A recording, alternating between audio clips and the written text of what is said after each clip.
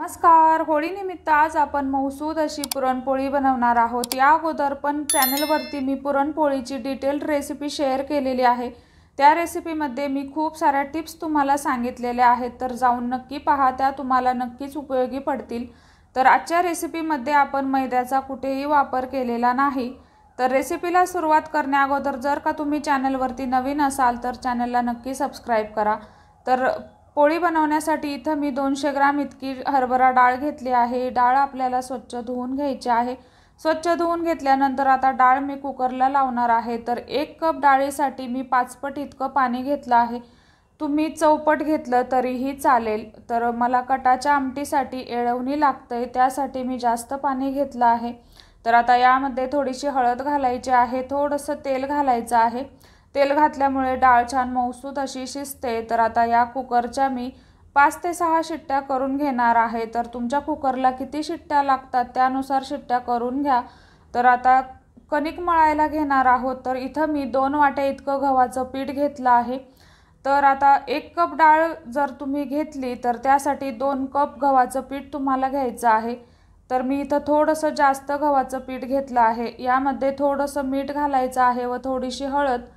व आता हे आपल्याला स्वच्छ चाळून घ्यायचं आहे व आपल्याला पीठ मळून घ्यायचं आहे। पीठ मळत असताना यामध्ये खूप जास्त पाणी घालायचं नाही। कणिक आपल्याला खूप सैलसर ठेवायची नाही किंवा खूप घट्टही ठेवायची नाही। तर अशा पद्धतीने आपण रोजच्या चपातीसाठी जसं पीठ मळतो सेम तसंच मळायचं आहे व हे पीठ निदान 1 तास तरी भिजलं गेलं पाहिजे। इकडे आपली डाळ छान शिजून तयार झाली आहे। तर आता यातलं मी येळवणी काढून घेतलं आहे, म्हणजेच पाणी व डाळ सेपरेट करायची आहे। तर डाळ पहा मौसूद अशी शिजली गेली आहे। आता या पुरणाला आपल्याला चटका द्यायचा आहे। तर चटका देण्यासाठी कढईमध्ये मी डाळ घातली आहे। आता याला थोडंसं परतून यामध्ये लगेच गूळ घालायचा आहे। तर 1 कप डाळीसाठी 1 कप गूळ घ्यायचा आहे। तर इथं मी अर्धा कप व थोडासा वरती गूळ घेतला आहे व 2 चमचे साखर घेतली आहे, मोठे चमचे। तर तुम्ही देखील असं करू शकता किंवा फक्त गूळही घालू शकता। आता हे आपल्याला छान परतून घ्यायचं आहे। तर मीडियम फ्लेमवरती हे परतायचं आहे। परतत असताना सुरुवातीला हे मिश्रण खूप जास्त पातळ होतं, पण जसं जसं पुरण परतत येईल तसं तसं हे छान घट्टसर असं होतं। तर पुरण परतलंय ते कसं ओळखायचं, तर यामध्ये 1 चमचा रोवून पाहायचा आहे। तर चमचा अशा पद्धतीने उभा राहायला हवा, तर समजायचं आपलं पुरण छान परतलं गेलं।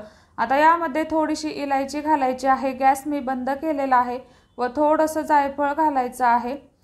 जायफळ तुम्ही तुमच्या आवडीप्रमाणे कमी जास्त करू शकता व थोडीशी सुंठ पावडर देखील घालू शकता। तर आता हे छान मिक्स करून आपल्याला पुरण छान वाटून घ्यायचं आहे। तर हे तुम्हाला जास्त प्रमाणात जर पोळ्या बनवायच्या असतील तर हेच प्रमाण तुम्ही तिप्पट चौपट करू शकता। तर आज मी थोड्याच प्रमाणात पुरणपोळी दाखवली आहे। तर इथे पहा पुरण छान माझं वाटून तयार झालं आहे। पुरणाच्या चाळणीमधनं मी पुरण छान वाटून घेतलं आहे। तर आता आपलं पुरण तयार झालं आहे। आपली कणिक छान भिजून तयार झाली आहे। तर आता ही कणिक आपल्याला छान तिंबून घ्यायची आहे, म्हणजे छान मळून मळून घ्यायची आहे। तर आता याला थोडं थोडं तेल लावून आपल्याला मळून मळून घ्यायचं आहे। जर का वाटलं की आपली कणिक खूप घट्ट आहे तर याला थोडं थोडं पाणी लावून तुम्ही मळून घेऊ शकता, पण मला गरज वाटत नाही, त्यामुळे मी फक्त तेल लावूनच ही कणिक छान मौसूद अशी तयार करून घेतली आहे। आपलं पुरण किती पातळ किंवा किती घट्ट आहे त्यानुसार कणिक आपल्याला घट्ट पातळ ठेवायची आहे। तर आता आपलं पुरण तयार आहे, कणिक छान तिंबून झाली आहे। तर आता पुरणपोळी बनवायला घेणार आहोत। तर आता रोजच्या चपातीला जसा उंडा घेते त्यापेक्षा मी थोडासा बारीक उंडा घेतला आहे। तर आता यामध्ये आपण पुरण भरणार आहोत। तर आपण जेवढा पिठाचा गोळा घेतला आहे कणकेचा त्याच्या दुप्पट आपल्याला यामध्ये पुरण घालायचं आहे। नवशिके असाल तर जेवढा तुम्ही उंडा घेतला आहे गव्हाच्या पिठाचा तेवढंच पुरण घ्यायचं आहे व तुम्ही सुगरण असाल तर पुरण जास्त भरलं तरीही चालेल।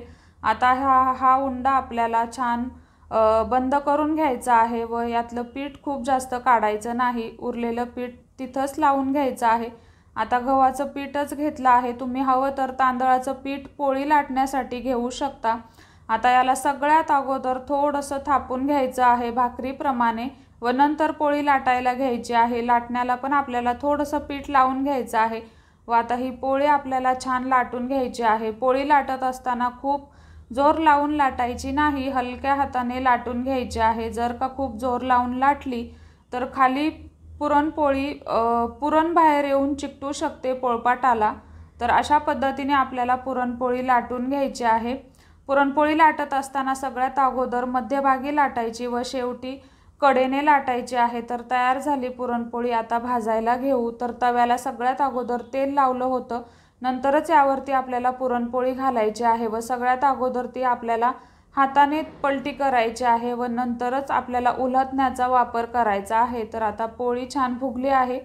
याला थोडंसं तेल लावायचं आहे। तुम्हाला हवं तर तुम्ही तूप देखील लावू शकता। सुरुवातीला खूप जास्त तेल लावायचं नाही, थोडंच लावायचं आहे, कारण आपण पुरणपोळी खाताना पोळीला तूप लावतोच, त्यामुळे तेल लावलं किंवा नाही लावलं तरीही चालेल। तर पहिली पोळी आपली छान तयार झाली। तर पोळी पहा काय मस्त अशी मऊसूद तयार झाली आहे।